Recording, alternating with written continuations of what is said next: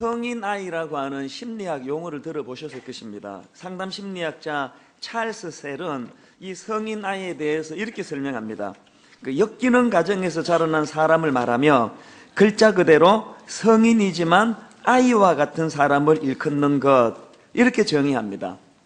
이 성인아이와 비슷한 개념 중에 피터팬 증후군이라고 있습니다.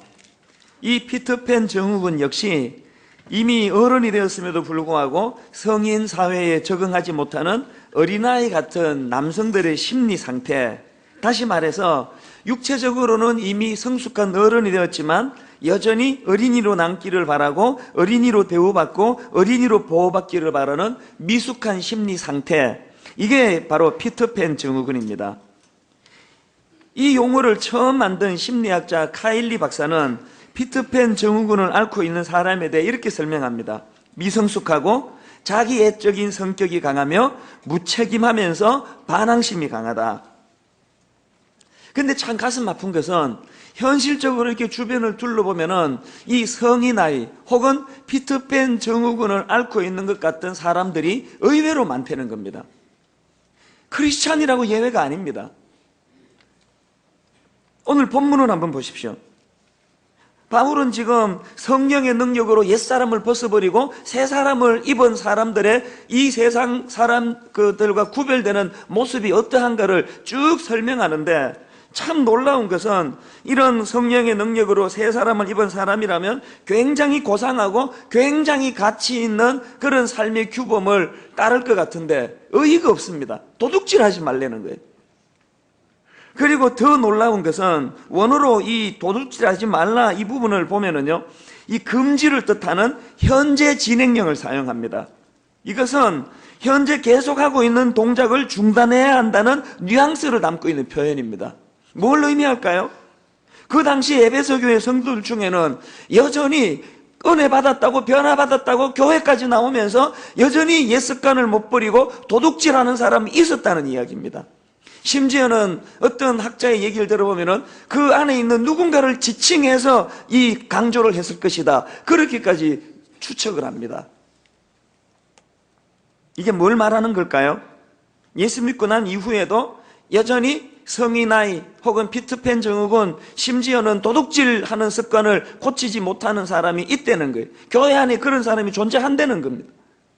그렇기 때문에 우리는 영적으로 거듭나고 태어났다고 해서 그것이 완성이 아닙니다. 이제 자라야 합니다. 그렇기 때문에 오늘 이 본문 말씀이 참 의미가 있는데요, 영국의 신학자 제임스 패커는 그분이 쓴 그 거룩의 재발견이라는 책에서 이런 말을 합니다. 거룩함이 없으면 아무도 주님을 볼 수 없다. 더 중요한 건 그 다음 말입니다. 거룩함은 영성과 도덕성이라는 두 기둥에 놓인 아치와 같아서 두 기둥 중 어느 하나가 가라앉으면 반드시 무너지게 되어 있다. 그리고는 덧붙이기를, 현대 교회들은 대체로 영성만을 강조하며 도덕성은 개인의 문제로 취급하여 거의 관심을 갖지 않는다, 이렇게 질타했습니다. 아픈 이야기 아닙니까? 새벽기도 나오세요. 네, 철야해야 됩니다. 성경 읽으십시오. 이런 영성에 대해서는 강조하지만 오늘 우리들 삶 속에서 또 다른 이 거룩을 위한 한 축인 도덕성은 강조하지 않고 있기 때문에 오늘 현대교회가 이런 미숙의 자리로 들어간다는 이야기입니다. 여러분, 왜 교회가 거룩을 잃어버렸는지, 왜 우리가 영안이 열려 하나님 바라보고 그분 음성을 듣고 그분과 유무상통하는 영적인 충만이 어려운지, 두 축 중에 한 축을 잃어버렸거나 둘 다 잃어버렸거나, 영성을 잃었거나 도덕성을 잃었거나 둘 다 잃어버렸거나. 그렇기 때문에 여러분, 뭐가 거룩이라고요? 25절에 의하면은 삶 속에서 거짓말 안 하려고 애쓰는 것, 신방 가가지고 밥 안 먹어놓고 밥 먹었습니다, 그러지 않으려고 애쓰는 것, 그게 거룩이래요. 그게 지난주 살펴본 26절에 의하면은 분을 내어도 죄를 짓지 말며 내 혈기를 다스리고 내 감정을 조절하는 것, 이게 거룩이라는 거예요. 오늘 본문에 의하면은 도둑질하는 자는 다시 도둑질하지 아니하고 내 삶 속에서 도덕적인 것, 윤리적인 것, 이걸 회복하는 게 거룩이라는 거예요. 요즘에 이 부분을 제가 좀 강조하다 보니까 한 주도 안 걸르고 저에게 항의 메일이 와요. 왜 목사님은 교회에서 도덕을 가르치느냐는 거예요. 안철수 씨 이야기를 왜 하느냐는 거예요. 안철수 씨는 난 크리스찬인데 하나님 없이 그렇게 도덕적인 게 그게 옳은 거냐고 이렇게 항의를 해요. 그게 어디서 나오는 오해입니까? 거룩은 영성의 뿌리 하나밖에 없는 줄로 아는 거예요. 아닙니다. 제가 안철수 씨처럼 하나님 없이도 도덕적이어야 한다 그걸 강조하는 게 아니고요, 그분의 도덕적인 그걸 예를 들어서 우리도 도덕적이어야 된다는 그 설명을 하는 거예요. 오늘날 우리는 이 두 기둥 중에 거룩을 향한 이 두 기둥, 하나는 영성, 하나는 도덕성이라면 여러분 어느 기둥을 잃고 있습니까? 여러분 굉장히 도덕적인데, 안철수처럼 굉장히 도덕적이길 윤리적으로 살기를 원하는데 영성이 없습니까? 하나님 의지하지 않고 내 성격이 좋아서 그렇게 이렇습니까? 그건 거룩이 아닙니다. 반대로 날마다 철학기도 나오고 새벽기도 11조 모든 예배는 다 참석하는데 내가 도덕적이지 않습니까? 그러면 그 거룩이 아닙니다. 이 두 기둥 중에 나는 무엇이 무너졌는가? 둘 다 무너졌는 경우가 많고요. 둘 중에 난 어느 기둥이 무너졌는가? 이것을 복구하는 것이 거룩이고, 우리가 거룩을 회복할 때 거룩하신 하나님을 대면할 수 있는 영안이 열린다는 사실입니다. 이런 의미에서 도둑질하지 말라, 이 부분도 참 중요한데요, 제가 오늘 이 본문을 읽으면 여러분 중에 아니 난 도둑질 안 하는데 오늘 안 와도 되는데 괜히 왔네 이런 생각을 하시면 너무나 그건 단편적인 것만 보시는 분이에요. 이런 말씀을 주시는 근본 정신이 뭔지를 찾아야 된다는 겁니다. 그래서 이런 맥락에서 본다면 우리는 이 28절 말씀이 우리 삶 속에서 제대로 구현되기 위하여 뭐가 회복되어져야 되나 이걸 고민해야 되는데, 제가 묵상을 하다가 한 세 가지 단어를 제가 여러분에게 설명을 드려야 되겠다. 이 세 가지 단어가 회복이 될 때 오늘 28절 말씀이 구현된다는 겁니다. 세 가지 단어 중에 첫째 단어가 뭐냐 하니까 자족이라는 단어입니다. 이 자족이 회복이 되어야 28절의 말씀이 구현된다는 겁니다. 성경에 보면요, 그 남의 것을 훔치거나 빼앗은 사례들이 좀 나오는데요, 예를 들면은 여호수아 7장에서 그 전리품을 훔친 아간의 이야기라든지, 또 열왕기상 21장에 나오는 나봇의 포도원을 탈취했던 아합왕의 이야기라든지, 창세기 27장에서 형의 장자권을 빼앗으려고 혈안이 되었던 야곱의 이야기라든지, 그런 이야기들이 나오는데, 근데 여러분 이런 사건들의 공통점이 있는데 하나같이 다 이면에 탐심이 자리 잡고 있는 거예요. 탐심. 생각해 보세요. 아합이 자기가 왕인데 끝까지 남의 그 포도밭이 왜 탐나느냐고요. 그가 포도밭이 없어서 나봇의 포도밭을 빼앗으려고 한 거 아닙니다. 탐심이에요. 끝간데 없는 탐욕이에요. 탐욕. 그래서 성경은요, 우리에게 우리 내면의 탐심을 죽여야 한다고 강조합니다. 골로새서 3장 5절에 보니까 그러므로 땅에 있는 지체를 죽이라, 곧 음란과 부정과 사욕과 악한 정욕과, 그 다음 보세요, 탐심이니, 그리고 탐심은 우상숭배니라. 이 탐심이 얼마나 영적인 생활에 이게 위험한지 딱 거기다가 토를 달아가지고 하나 더 해석을 하는 겁니다. 탐심인 우상숭배라는 거예요. 갈라디아 5장 24절에도 보니까 그리스도 예수의 사람들은 육체와 함께 그 정욕과 탐심을 십자가에 못 박았느니라. 자, 그렇다면은 이 탐심은 어떻게 물리칠 수 있을까요? 우리가 잘 아는 주기도문, 이 주기도문은 이 세상을 살아가는 하나님의 자녀인 우리가 하나님께 어떻게 기도해야 되는가를 가르친 그 기도 모범집 아닙니까? 거기에 예수님께서 나오는 가르쳐 주시는 기도문 중에는 마태복음 6장 11절입니다. 오늘 우리에게 일용할 양식을 주옵시고, 그렇게 설교합니다. 가르쳐 주십니다. 근데 여러분, 여기 나오는 일용할 양식이라는 것은 하루 세 끼 밥 이런 의미가 아닙니다. 일용할 양식이라는 것은 포괄적으로 우리가 하루를 살아가는데 필요한 생활 필수품 전부를 함의적으로 그렇게 이야기하는 겁니다. 그러니까 우리가 주기도문을 통해서 일용할 양식을 주옵시고라고 구하는 것은, 이것은 오늘 하루 내가 이 땅을 살아가는데 필요한 것들은 누구로부터? 하나님으로부터 공급되는 것인 줄 믿습니다라는 신앙 고백이에요. 하나님이 우리에게 일용할 양식을 공급해 주시는 분이다. 바로 시편 23편에 다윗이 그것을 구현한 사람 아닙니까? 난 이 다윗이 부러워요.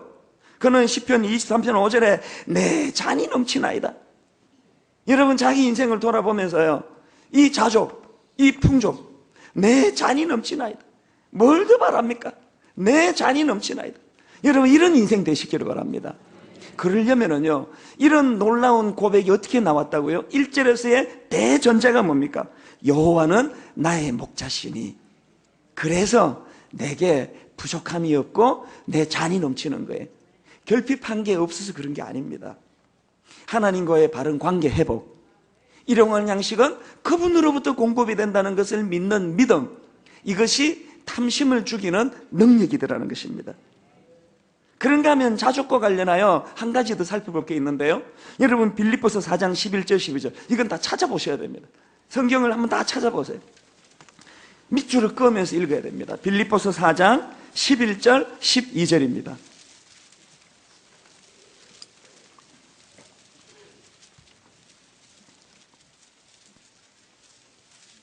여기에 보면 이 자족이라는 표현이 나오는데 우리 한번 같이 한 목소리를 읽어보십니다. 11절 12절 시작. 내가 궁핍함으로 말하는 것이 아니니라. 어떠한 형편에든지 나는 자족하기를 배웠노니 나는 비천에 처할 줄도 알고 풍부에 처할 줄도 알아. 모든 일 곧 배부름과 배고픔과 풍부와 궁핍에도 처할 줄 아는 일체의 비결을 배웠노라. 바울이 지금 자기가 감옥에서 너무나 결핍된 많은 그 상황에서 자기는 자족을 배웠다는 거예요.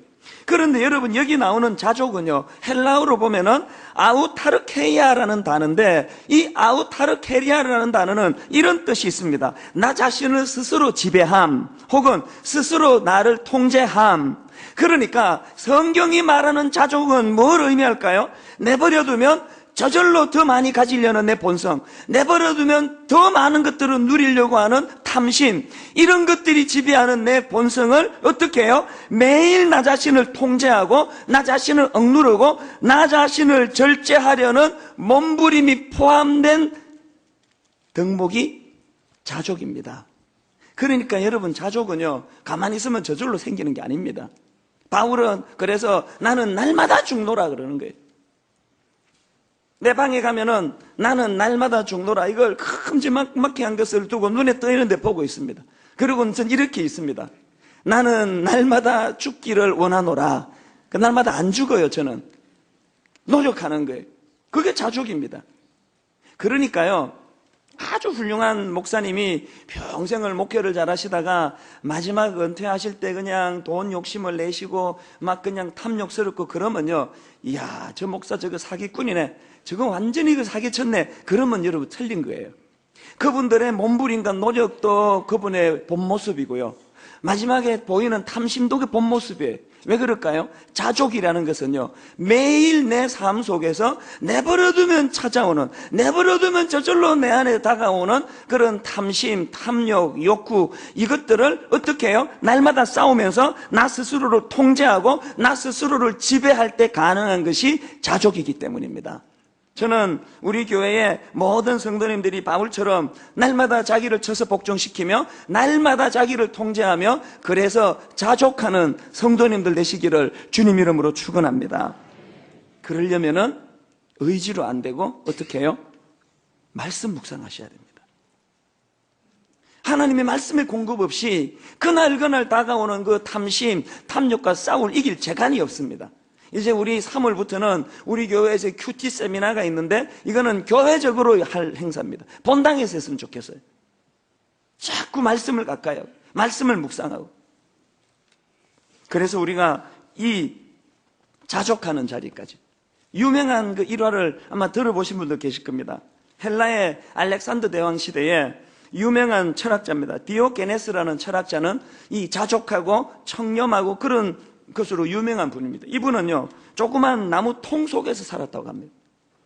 너무나 청빈하게 살아가는 소문이 번져가지고 나중에는 알렉산더 대왕에게까지 그 소문이 전해졌습니다. 그래서 너무 궁금해서 여러 번 그 알렉산더 대왕이 그 왕궁으로 그 철학자를 초청했는데 이분이 자꾸 거절하는 게, 사양하는 거예요. 이 권력과 거리를 두겠다는 거죠. 사실 저도 뭐 청와대에서 저를 부르면은 나는 정말 사양해야 되겠다 늘 마음으로 다짐하는데 불러주지를 않기 때문에 실천할 그런 겨를이 없습니다만, 자꾸 초청해도 안 오니까 하루는 이 대왕이 찾아갔습니다. 갔더니요, 마침 그 철학자 디오게네스가 통 속에서 일광욕을 즐기고 있습니다. 무소유해, 아무것도 없는 거기서 너무나 행복하게 일광욕을 즐기고 있는데, 보니까 모든 걸 소유했던 이 알렉산더가 보니까 그 모습이 너무 경이롭잖아요. 그래서 이제 이렇게 이야기해요. 그 안에는 좀 이제 자기의 권력과 난 모든 걸 갖고 있다 이런 걸 좀 내세우고 싶은 마음도 있지 않나 싶은데, 이렇게 말했습니다. 내가 당신을 위해 무언가를 해주고 싶소. 그대를 위해 뭘 해주면 좋겠소.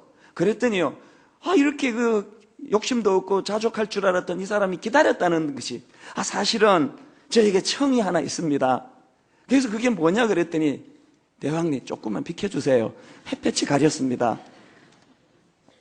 안 웃을 줄 알았는데. 예. 근데 이건 여러분 웃으라고 드린 말씀이 아니고요. 자족은요, 자기에게 쬐어지는 따스한 햇살 하나로 만족할 수 있는 마음. 그래서 자기 햇살을 가리고 있는 그 위치에 조금만 비켜달라는 그 부탁 이상 드릴 게 없는. 그래서 오늘 예배하는 저와 여러분 모두는, 우리는 타고나기는 그 철학자 같은 사람은 아니에요. 욕심이 많아요. 탐심이 많아요. 어떻게 해야 됩니까? 우리는 성령의 은혜를 의지해서 우리도 다윗처럼 내 잔이 넘치나이다. 단칸방에 사는데, 애가 이번에 대학 떨어졌는데, 부부간에 지금 뭐 심각한 문제가 있는데, 이 지금 사업은 안 돼가지고 가게 문을 닫게 생겼는데, 내 잔이 넘치나이다. 왜? 여호와는 여전히 내 목자가 되시니. 하나님과의 관계의 풍족함으로 그 철학자처럼 한 줄기 햇살로도 만족하고 자족할 줄 아는 그런 하나님의 사람들 되시기를 바랍니다. 그런가 하면 두 번째로 회복해야 될 단어가 있다면 성실이라는 단어입니다. 28절을 한번 보십시오. 다시 보세요. 도둑질하는 자는 다시 도둑질하지 말고 돌이켜 가난한 자에게 구제할 수 있도록, 그 다음에 자기 손으로 수고하여 선한 일을 하라. 우리가 단순히 도둑질하지 않는 것으로 만족할 존재가 아니라는 거예요. 이 정신이 담겨져 있는 게 데살로니가 후서 3장 6절부터 12절인데요. 좀 긴 듯 하지만 성경 본문만큼 좋은 설교가 없습니다. 한번 들어보십시오. 형제들아, 우리 주 예수 그리스도의 이름으로 너희를 명하노니 게으르게 행하고 우리에게서 받은 전통대로 행하지 아니하는 모든 형제에게서 떠나라. 어떻게 우리를 본받아야 할지를 너희가 스스로 아나니 우리가 너희 가운데서 무질서하게 행하지 아니하며, 그 다음 보세요. 누구에게서든지 음식을 값없이 먹지 않고 오직 수고하고 애써 주야로 일함은 너희 아무에게도 폐를 끼치지 아니하리 함이니. 이 구절을 잘 보셨죠? 여러분이 식당에서 저나 목사님을 만났는데 대신 그 음식값 내주면 그건 성경적이 아니에요. 그건 성경을 위반하는 거예요. 여기 보니까 음식값을 자기가 내라 그러는 거예요. 여러분 표정이, 그런 거 우리가 잘 지키고 있으니까 걱정 안 하셔도 된다고. 그러면 다행이고요. 이 목사님을 너무 지나치게 대접하는 거, 그거 아주 안 좋은 거예요. 바울이 그 얘기를 합니다. 우리에게 권리가 없는 것이 아니요 오직 스스로 너희에게 본을 보여 우리를 본받게 하려 함이라. 그 다음부터 보세요.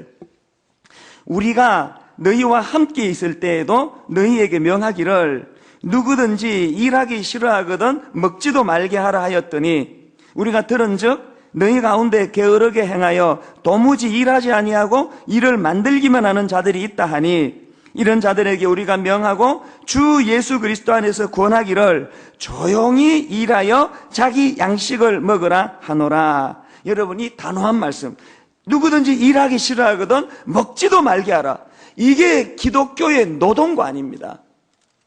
여러분, 우리가 교정해야 될 게 하나 있는데요, 뭘 잘못 알고 있는가 하니까 노동은 아담의 범죄 이후에 생긴 형벌이라 생각하는 것, 너무나 잘못된 생각입니다. 그렇지 않습니다. 여러분, 창세기 2장 15절을 보십시오. 여호와 하나님이 그 사람을 이끌어 에덴 동산에 두어, 그 다음 보세요. 그것을 경작하며 지키게 하시고. 자, 질문. 이 창세기 2장 15절이 아담의 범죄 이후의 기사입니까? 이전의 기사입니까?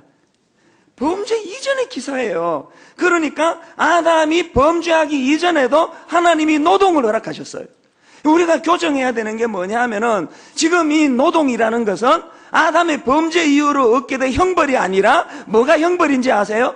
그 노동을 지긋지긋한 형벌이라 생각하는 그 마음의 태도, 그게 형벌이에요. 노동은 형벌이 아닙니다. 여러분, 저도 노동장가 아세요? 설교 준비하는 것은 이거 중노동입니다. 노동 중에 노동이에요. 토요일만 되면은요, 저는 우리 집 사람이 그러더라고요. 당신은 토요일만 되면은 고산병 환자 같다고. 하여튼 안절부절을 못하고요, 들락날락 그리고 화장실 갔다가 또 나오고 갔다가 또 나오고, 냉장고 문을 열었다 닫았다 그러고, 그리고 토요일만 되면 저는 폭식, 막 닥치는 대로 먹어요. 막 그냥 막 개걸스럽게 먹고, 막 설교 준비해야 되는데 막 그냥 막 숨이 차가지고 막 이럴 때가 한두 번이 아니에요. 나는 그런 상태를 몰랐는데 우리 집사람 말이 그게 고산병이래. 정서적으로 불안하대요. 토요일만 되면은 저에게 찾아오는 증세예요. 잠을 깊이 잘 수 있습니까? 새벽에 3시, 4시 일어나야 되니까 이거 뭐 그냥 새우잠 자는 거예요. 왜냐? 알람이 안 울려가지고 이거 그냥 우리 아들이 한번 그러더라고. 아빠, 근데 아빠가 오늘 8시까지 푹 자버리면 일부 예배는 어떻게 돼? 그 말을 듣고부터는 제가 불안해가지고 푹 잘 수가 없는 거예요. 근데 여러분, 제가요, 토요일날 그런 그 중노동의 중압감으로 부담을 가지고 입시생처럼 안절부절하는데 그것이 형벌입니까? 천만의 말씀이에요. 저는 설교 준비는 그 토기 굽는 거는 같다고 생각해요. 초벌구이만 하고 강단에서도요, 설교 됩니다. 초벌구이만 해도 됩니다. 그러나 재벌구이, 3벌구이, 4벌구이. 그래서 저는 오후까지 예배를 인도하잖아요. 1부 예배 딱 마치면 제 사무실로 들어가면서 제일 먼저 하는 게 원고를 찢어버립니다. 배수의 진을 치겠다는 거예요.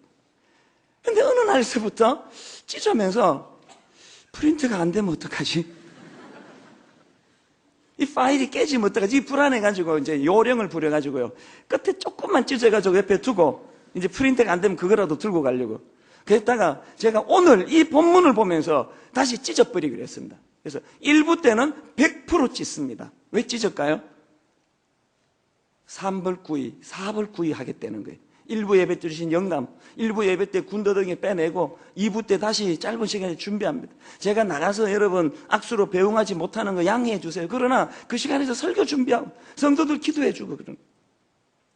2부 예배가 끝나면 80%는 원고 또 찢어버립니다. 그리고 또 그 한 40분 동안에 설교 준비를 또 하는 거예요. 왜? 8벌구이, 9벌구이, 구우면 구울수록 말씀이 더 다듬어지니까요. 이 노동이에요. 제가 형벌입니까? 천만의 말씀이에요. 이 기쁨이 얼마나 큰지 몰라요. 저는 우리 교회 모든 성도님들이 노동이 형벌이 아니라 노동이 하나님 주신 축복임을 사고의 전환이 일어나게 되시기를 바랍니다. 내가 노동함으로 성도들이 이렇게 풍요로운 꼴을 먹을 수 있다면, 내가 노동함으로 내 가족들이 내 수고의 열매를 받아 누릴 수 있다면, 기쁨으로 노동하는 즐거움, 이 노동하는 즐거움을 회복하는 것이 영성이요 믿음인 줄 믿으시기를 바랍니다. 그런가 하면 세 번째로 우리가 회복해야 될 단어가 하나 더 있는데, 구제라는 단어입니다. 사실 여러분, 앞에 나오는 이 두 단어요, 자족이라는 단어와 성실 혹은 노동이라는 단어는 조화가 잘 안 되는 단어예요. 제가 만약에 1부 예배 마치고 자족한다면, 내 설교는 완벽해, 내 설교는 군더더기 없어, 그럼 뭐하러 찢습니까? 내가 성실하게 원고를 찢는다는 거는 거기에 자족하지 못한다는 마음이 있는 거 아니에요? 내가 지금 햇볕 한 줄기에도 내가 만족한다면 뭐하러 이렇게 노동하려고 애쓰느냐고요. 그러니까 이 자족이라는 단어와 노동이라는 단어는 조화가 안 되는 단어인데, 왜 자족함에도 노동해야 되는지를 그 다음 구절에서 설명합니다. 자, 28절을 다시 한번 보십시오. 도둑질하는 자는 다시 도둑질하지 말고 돌이켜 자기 손으로 수고하여 선한 일을 하라. 왜? 가난한 자에게 구제할 수 있도록. 여러분, 지금 탐욕적으로 그냥 갖고 있는 재산도 이것도 양이 안 차가지고 미친 듯이 끌어모으는 건 성경적이 아닙니다. 제가 항상 강조합니다. 하나님 주신 재물 누리세요. 즐기세요. 사용하세요. 풍족히 쓰고도 그렇게 사용하고도 그래도 남는 것, 그건 내 거 아닙니다. 이 정신이 필요해요. 여러분, 지난 겨울 방학 동안에 애들한테 공부와 관련해서 얼마나 비교육적으로 비성경적으로 가르쳤습니다. 이 늦잠 자면은 그냥 애들 이불을 확 끄으면서 공부 안 해? 공부해서 남 줘? 그게 틀렸다는 거예요. 그러면 내 청소년 사역할 때 네 엄마가 그렇게 말하면 네, 그러고 또 자라. 그렇게 이야기. 공부해서 남 주려고 하는 거예요. 우리는 공부해서 남 주냐? 그래서 저는 아이들에게 3가지 구호를 자주 따라 하겠습니다. 공부해서 남 주자, 돈 벌어서 남 주자, 은혜 받아 남 주자. 한번 따라 해보실래요? 공부해서 남 주자. 이제 자기랑 상관없는 건 이렇게 크게 이야기합니다. 이 2번째가 심각합니다. 돈 벌어서 남 주자. 진짜예요? 여러분, 진짜입니까? 돈 벌어서 남 주는 거. 오늘 이 본문을 보세요. 난 현재로 자족해요. 난 현재로서 만족합니다. 그러나 내가 노동하는 수고를 내야 되는 것은 왜 그렇다고요? 가난한 자에게 구제할 수 있도록. 우리에게 정신이 없어요. 제가 최근에 그 미셔널 처치에 관심을 가지고 이 미셔널 처치에 관한 책들을 쭉 읽다가 보니까 그 길을 잃은 리더라는 책을 만났는데 그 책에 보니까 참 인상적인 대목이 나옵니다. 길을 잃은 리더라는 책에 이런 대목이 있는데 들어보세요. 지난 몇 년 동안 교회들의 중심적인 가치가 바뀌었다. 말하자면 하나님이 우리가 다른 사람들을 위해 무엇을 하도록 부르고 계신가에서 내가 교회에 와서 무엇을 얻어갈 것인가로 바뀌었다. 강단에서 전파되는 그리스도의 메시지가 이에 맞추어 변하고 있으며 불과 50년 전의 설교 내용과는 급격하게 달라졌다. 불과 50년 전의 설교는 어떤 거였다고요? 오늘도 내가 은혜 받고 내가 변화를 받아서 하나님이 내가 남들을 위하여 무엇을 하도록 부르고 계시는가, 이런 주제의 설교가 대부분이었다면 오늘날은 설교의 주제가 뭐라고요? 내가 교회에 와서 뭘 얻어갈 것인가? 저는 그 책을 읽으면서 저 자신도 반성을 많이 합니다. 내 설교도 그 범주를 벗어나지 못하는 것 같아요. 그래서 오늘 이런 설교는 여러분에게 매력이 별로 없을지 모르겠습니다. 그냥 옆에 교회를 갈 건데 괜히 와가지고 이렇게 쓸데없는 거 듣는다고. 오늘 우리는 어디에 익숙해져 있습니까? 하나님으로부터 뭘 하나 얻어갈 것인가? 그러나 여러분, 50년 전은 그렇지 않았다는 거예요. 하나님은 내게 어떤 사명을 주시는가? 오늘도 내가 노동하고 내가 땀 흘려 일하고 내가 수고함으로 오늘 누군가가 내 이 수고의 열매를 받아 누리기를 원해야 되는 그런 메시지가 사라져가고 있다는 것입니다. 그래서 강단이 변질되니까 영이 죽어버리고 영성이 죽으니까 교회가 이렇게 됐다는 거예요.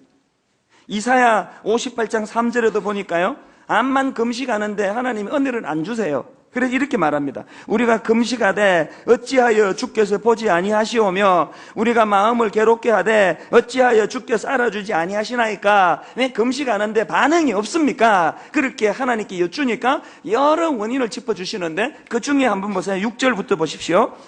하나님의 본심입니다. 내가 기뻐하는 금식은 흉악의 결박을 풀어주며 멍에의 줄을 끌어주며 압제당하는 자를 자유하게 하며 모든 멍에를 꺾는 것이 아니겠느냐. 또 줄인 자에게 내 양식을 나누어 주며 유리하는 빈민을 집에 들이며 헐벗은 자를 보면 입히고 또 내 고륙을 피하여 스스로 숨지 아니하는 것이 아니겠느냐. 왜 금식에도 소용없다고요? 아까 그 거룩의 두 축 기억하십니까? 하나는 영성이요, 하나는 도덕이라 그랬습니다. 도덕성이라 그랬습니다.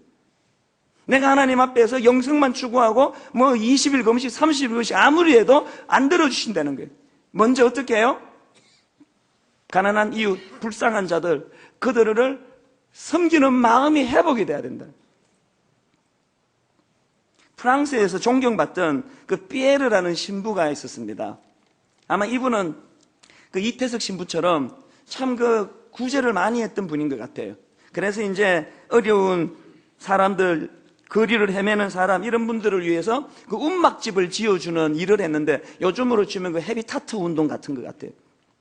그런데 이 피에르 신부님에게 어떤 중령 신사가 찾아와, 몰골은 그냥 형편이 없이 사색이 돼갖고 찾아왔는데 자기는 지금 자살할 거라는 거예요. 그러면서 이 신부님에게 내가 왜 자살하지 않으면 안 되는지를 막 피력을 하는 거예요. 근데 이 신부님이 괴짜예요. 그럼 말려야 되는 거 아닙니까? 다 듣더니요, 고개를 끄덕하면서 그 죽어야 되겠다. 그 자살하라는 거예요. 당신 말 듣고 보니까 그래 갖고는 어떻게 살겠냐고. 그거 죽는 게 옳다고. 근데 뭐 기왕 죽는 거 오늘 죽거나 뭐 며칠 뒤에 죽거나 상관없으니까 약간만 보류하고, 내가 지금 이게 가난한 사람을 위해서 움막집을 지어주는 일을 하는데 일손이 부족하니까 나 조금만 도와주고 죽으라고 그러더래. 이 사람이 뭐 이런 게 다 했나 싶지만 그 뭐 자포자기 했으니까. 그래서 이제 그 신부님을 도와가지고요, 이제 뭐 불쌍한 사람들을 위한 움막집을 짓는 일을 돕고 있었다는 거예요. 결과가 어떻게 됐을까요? 뻔한 거 아닙니까? 그 사람이 안 죽기로 했습니다. 그런데 참 찡한 것은요, 그 사람의 고백이에요. 한번 들어보세요. 자살하기로 했던 사람입니다. 신부님께서 돈이든 집이든 내게 베푸셨다면 나는 다시 자살했을 것입니다. 그러나 이상하게도 나를 도와주지는 않고 내게 오히려 도움을 청했습니다. 그래서 깨달았습니다. 받으면 죽고 베풀면 산다는 것을 말입니다. 받으면 죽고 베풀면 산다는 것을. 오늘 여러분 가운데 인생이 허무한 분 계십니까? 자살 충동을 느끼는 분 계세요? 저도 이 신부님처럼 죽으세요. 죽을만 합니다.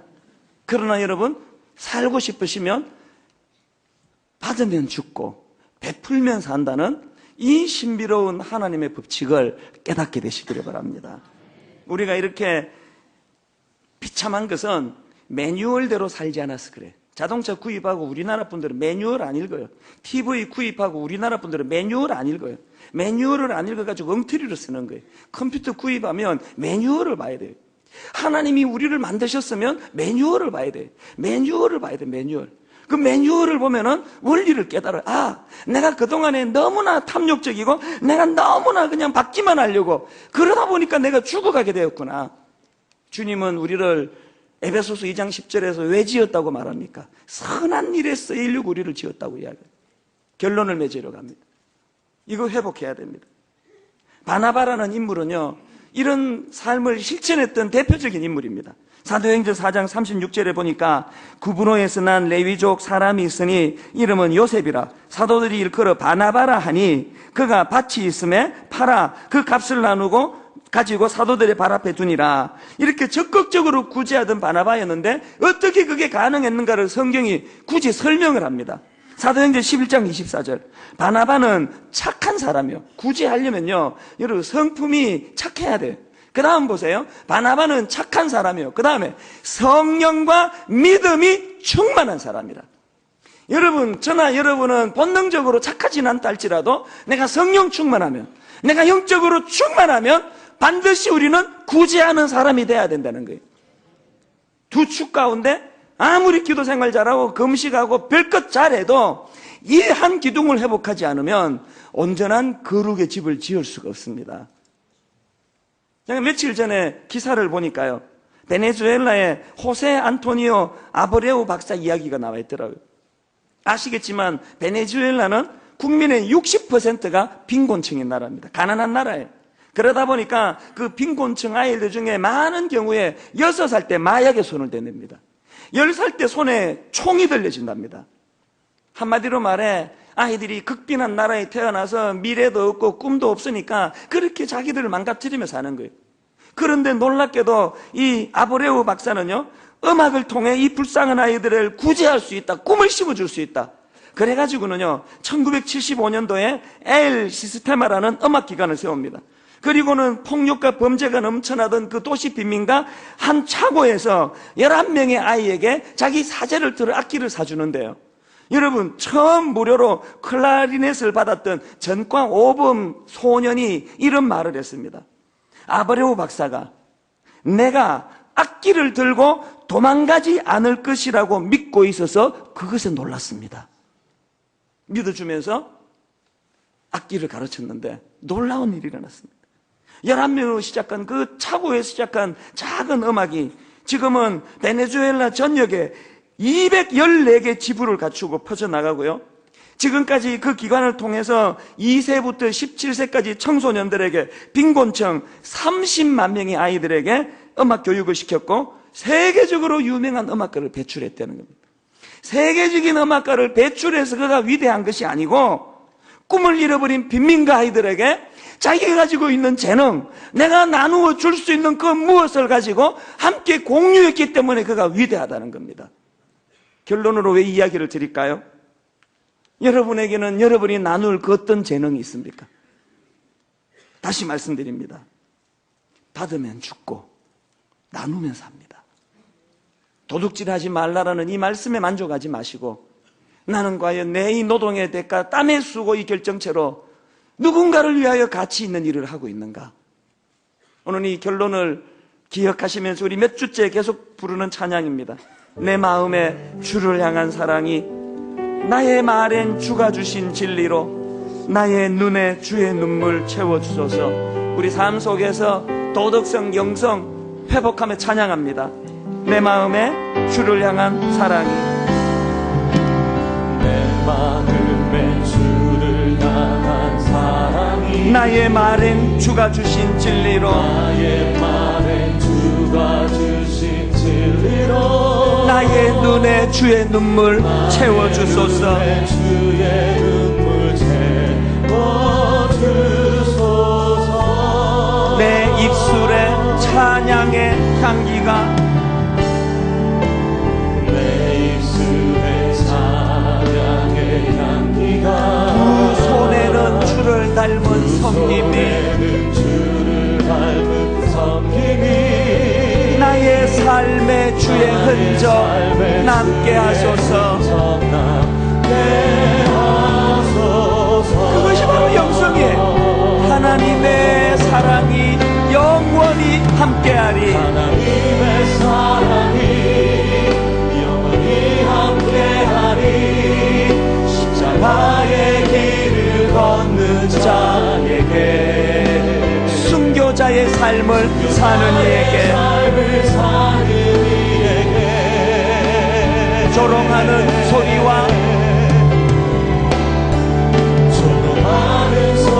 세상 유혹 속에도 주의 순결한 신부가 되리라 결단합니다. 내 생명 주님께 드리리. 하나님의 사랑이 영원히 함께하리.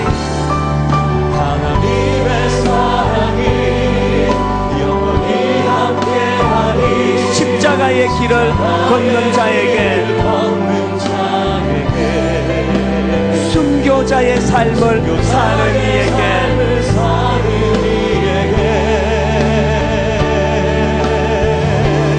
조롱하는 소리와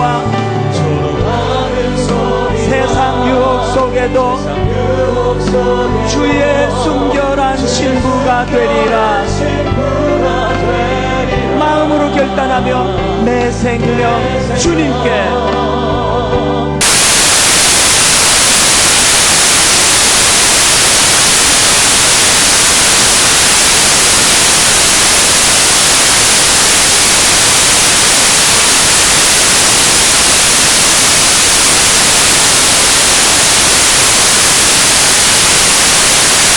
군이라고 있습니다.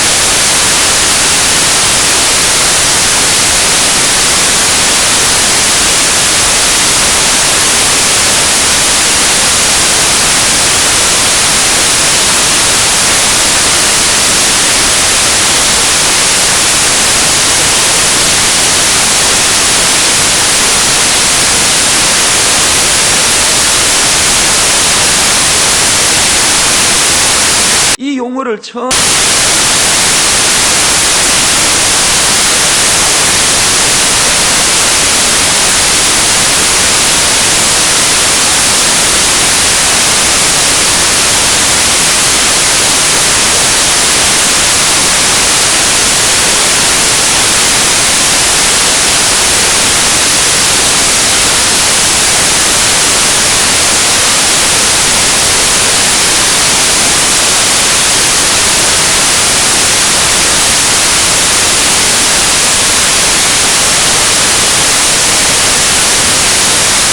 중에는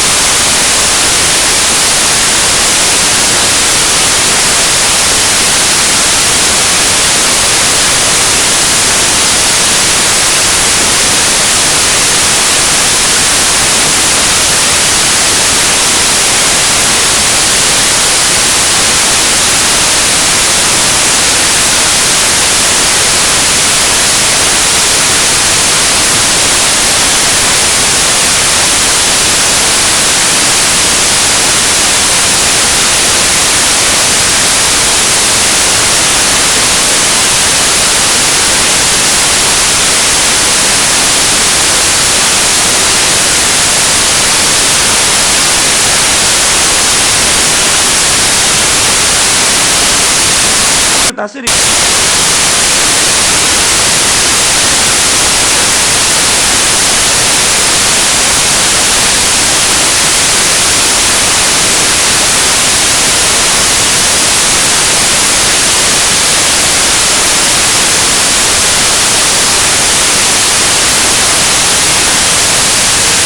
우리는 이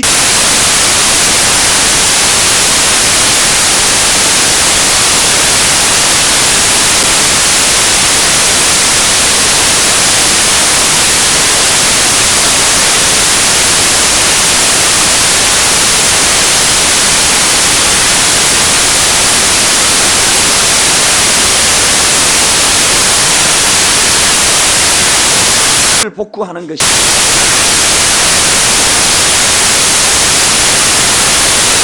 하나님을 대면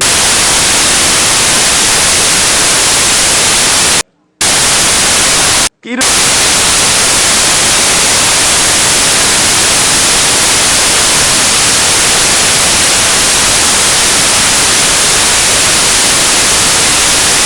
속에서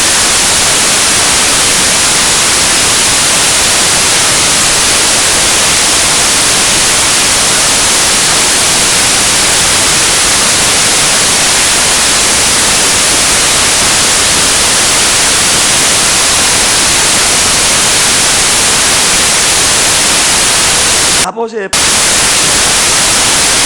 빼앗으려고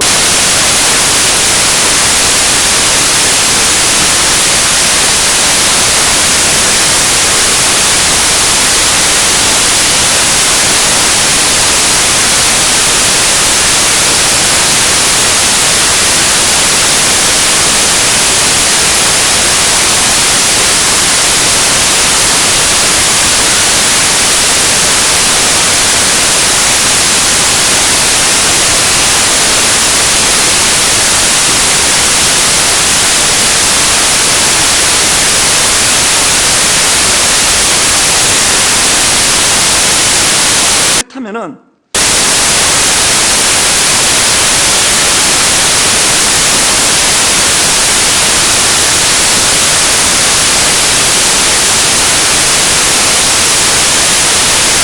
기도문 중에는 일용할